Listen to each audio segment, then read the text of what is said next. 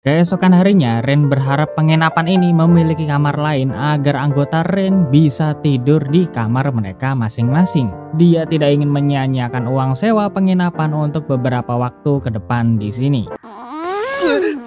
Setelah itu, mereka sarapan bersama sambil mengobrol tentang Ren. Mereka menyarankan Ren untuk membeli perlengkapan agar bisa berlindung. Meskipun Ren bisa bela diri, tapi Ren juga harus bisa menyerang dengan senjata yang kuat. Tanya, Kanade, Sora, dan Luna bisa bertahan dan menyerang dengan cara mereka sendiri. Sedangkan Ren hanya manusia biasa yang memerlukan sesuatu untuk memperkuat diri. Lalu Ren setuju dengan pendapat mereka dan akan ke toko senjata untuk membeli perlengkapan. Lagi pula, duit Ren juga sudah lebih dari cukup untuk membeli apapun. Setelah itu mereka pergi ke toko senjata melalui area pasar kota. Luna dan Sora sangat ketakutan karena mereka belum terbiasa dengan keberadaan manusia ya. Ren mencoba menenangkan mereka karena para warga di kota Horizon ini tidak ada yang jahat. Lalu ada dua orang petualang yang menghampiri Tanya karena mereka sangat ngefans sama ras naga ya. Meskipun waktu itu mereka sudah kalah telak, tapi mereka tetap bangga karena bisa melawan ras naga seperti Tanya.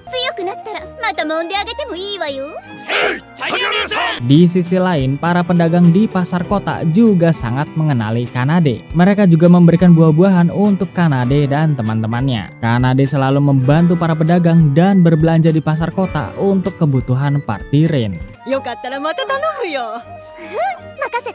Luna dan Sora heran dengan Kanade dan Tanya. Mereka adalah ras terkuat, tapi kenapa mereka bisa membaur dengan masyarakat? Tak lama kemudian, tiga anak yang biasa ngobrol dengan Ren datang ke sana. Tiga anak ini terkejut karena Ren lagi-lagi memiliki dua istri cantik dan imut lagi ya. Mereka kagum karena Ren tidak cukup hanya dengan wanita seperti Kanade dan Tanya saja. Lalu mereka kembali berjalan menuju toko senjata di kota Horizon ini. Setelah sampai di sana, pemilik toko senjata bernama Gans menyambut kedatangan mereka. Tapi Ren dan partinya merasa tidak dihargai karena Gans menyambut mereka dengan tatapan yang sinis ya. Lalu Ren mulai mencari senjata dan armor yang cocok untuk dipakai. Teman-teman Ren juga ikut membantu mencari senjata di sini. Tapi Luna yang memiliki sifat agresif menyarankan Ren untuk membeli senjata cambuk ya. Dia mengatakan bahwa Ren bisa menggunakan cambuk ini kepada para gadis untuk menuruti semua perintahnya. Bahkan Ren bisa memakainya untuk melakukan aktivitas panas di ranjang bersama mereka.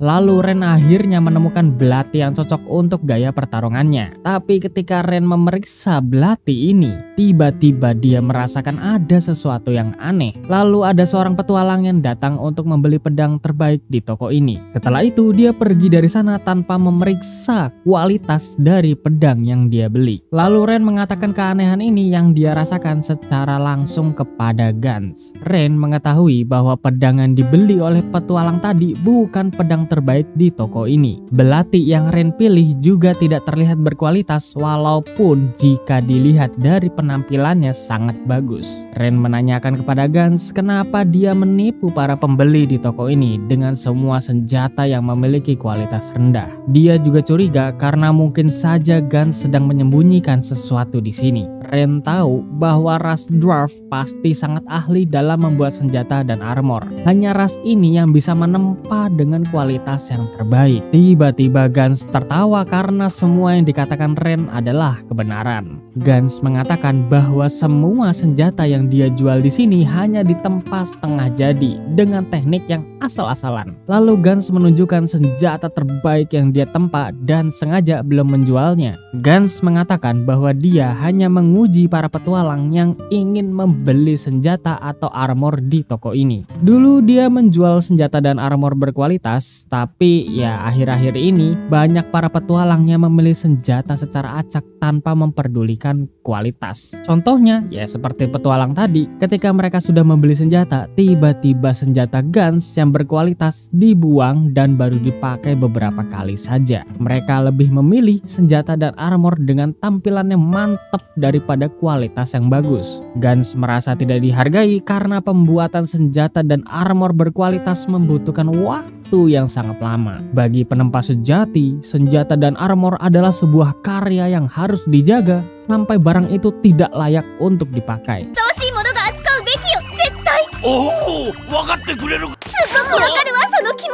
Lalu Guns penasaran kenapa Ren bisa mengetahui detail dari senjata dan armor yang Guns buat. Jika dilihat dari sisi manapun, pasti peralatan yang ditempa Guns ini terlihat sama aja gitu. Lalu Ren menjawab bahwa dia sudah terbiasa untuk mengamati sesuatu berkat kelas Beastamer. Setelah mendengar hal itu, Guns sangat senang karena akhirnya ada petualang yang peduli tentang kualitas peralatan. Tapi sayangnya bahan yang dibutuhkan sudah sangat sulit ditemukan. Ini juga menjadi sebab utama Guns menjual peralatan dengan kualitas yang seadanya saja. Dia memerlukan mithril untuk membuat senjata dan armor berkualitas. Tapi akhir-akhir ini bahan tersebut hilang secara tiba-tiba. Meskipun para penambang sudah mengambil mithril itu terlebih dahulu, tetap saja ada keanehan karena tidak mungkin di semua spot tambang tidak ada bahan tersebut. Lalu Kanade dan Tanya menggoda Ren karena dia pasti memikirkan sesuatu untuk membantu orang lain seperti biasa ya. Mereka menyuruh Ren untuk mengatakan apa yang dia pikirkan sekarang. Karena hal itu, Ren meminta Guns memberikan misi untuk menginvestigasi wilayah penambangan kepada party Ren. Apapun yang terjadi di sana, Ren dan teman-temannya pasti bisa mengatasi masalah tersebut. Guns menerima tawaran dari Ren dan akan memberikan mereka uang sebagai imbalan untuk misi ini.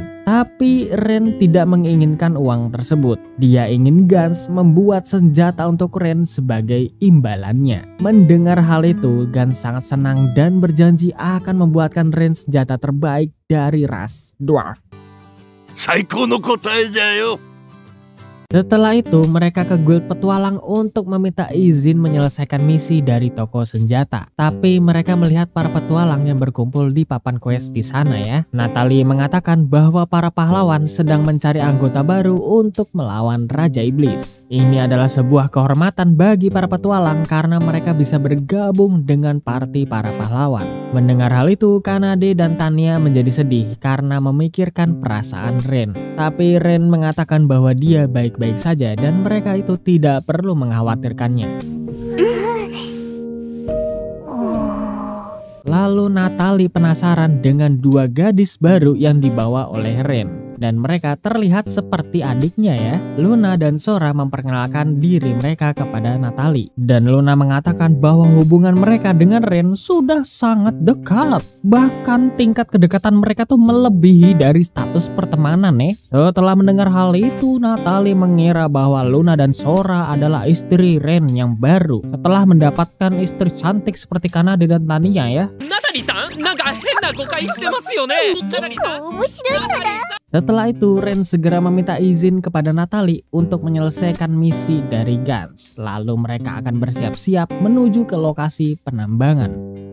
Selama di perjalanan menuju ke tempat penambangan, mereka mengobrol dan bercanda satu sama lain. Tapi ini Luna dan Sora tidak kuat untuk melakukan perjalanan jauh ya. Mereka tidak memiliki kekuatan fisik sekuat Kanade, Tanya, dan juga Ren. Karena Luna dan Sora bertahun-tahun hanya mengurung diri di area ilusi The Lost Wood. Lalu Ren mengajak mereka ke danau sekitar sana untuk menyegarkan diri. Ren sudah tahu tempat ini karena dia melihat peta lokasi tempat penambangan ya. Lalu 4 istriku yang cantik ini meminta izin kepada Ren untuk mandi dan berendam di danau sebentar. Ren mengizinkan mereka dan dia akan beristirahat di area yang agak jauh dari danau ini.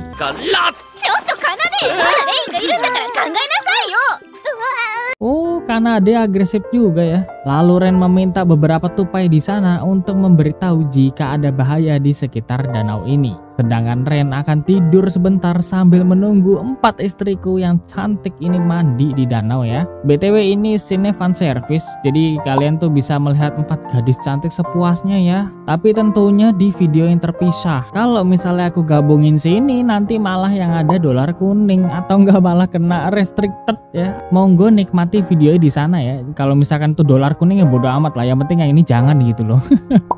Oke, kita kembali ke cerita boy. Tiba-tiba ekor Kanade digigit oleh sesuatu dan hal ini membuat Kanade berteriak. Setelah mendengar hal itu, Ren segera bangun dari tidurnya dan menghampiri keempat gadis karena dia mengira ada bahaya yang mengancam mereka. Tapi ternyata kejadiannya seperti ini. Kanade, mina, daijoubu.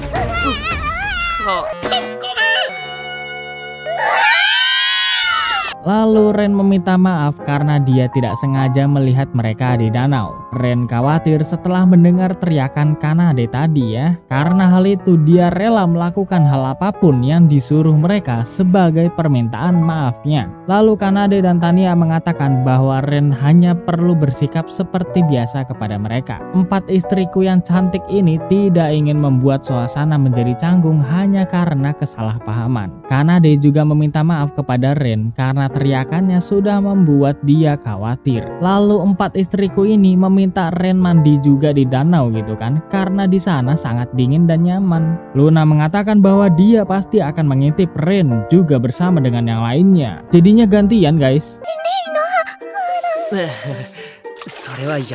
Setelah berjalan selama beberapa waktu, mereka akhirnya sampai di lokasi penambangan tersebut. Mereka harus mengawasi aktivitas penambangan dari kejauhan seperti ini karena mereka mengira penyebab masalah ini dari penjarahan beberapa petualang. Tapi tiba-tiba burung elang di atas mereka bersuara dan 2 petualang segera keluar dari gua penambangan untuk memeriksa keadaan. Tania dan Kanade segera memukul mereka hingga pingsan. Lalu Luna dan Sora memakai sihir mereka untuk melihat ingatan yang ada di kepala 2 petualang tersebut. Ternyata dugaan mereka benar. Di dalam gua penambangan ada banyak petualang yang menjarah semua mithril. Kemudian Luna dan Sora ingin dipuji oleh Ren karena mereka tuh selama ini belum membantunya ya di party ini. Luna dan Sora juga ingin Ren itu mengelus-ngelus kepala mereka gitu ya, seperti yang Ren lakukan kepada Tania dan Kanade. Ren heran karena hal seperti itu bukan sesuatu yang harus dibanggain gitu kan. Tapi Ren akan melakukannya sesuai permintaan Luna dan Sora.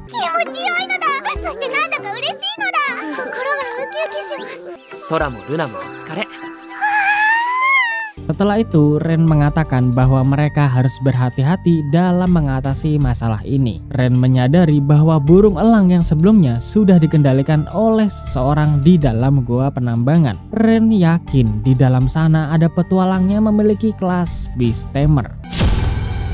敵にビーストテーマーがいる。